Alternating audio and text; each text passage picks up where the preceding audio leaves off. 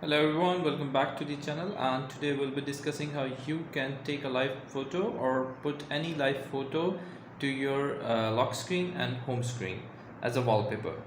So what you need to do is just go to your camera, and under your camera you see that there is an option on the right corner.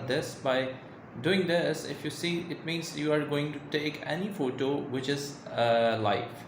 So for example, if I disable it down by tapping over it, it will show you that the live mode is actually off. So I need to put this down button on. So make sure that you have a live button on, and you need to take a picture. For example, in this video I'm gonna take this picture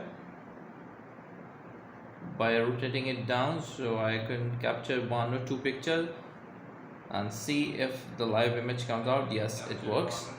Okay, so by after taking the picture, you just need to do is here on the bottom side there's an option on the left corner. Just tap on it, and here it will show you some options like this. You see that there is an option use as a wallpaper.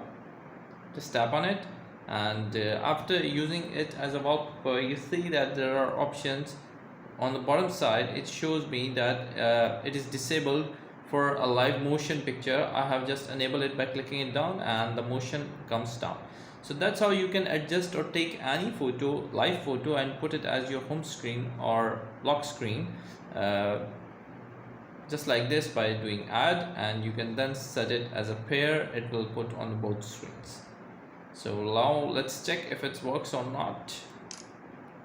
Yes, it works completely and perfectly fine. So that's how you can actually adjust or make your live photo to your wallpaper.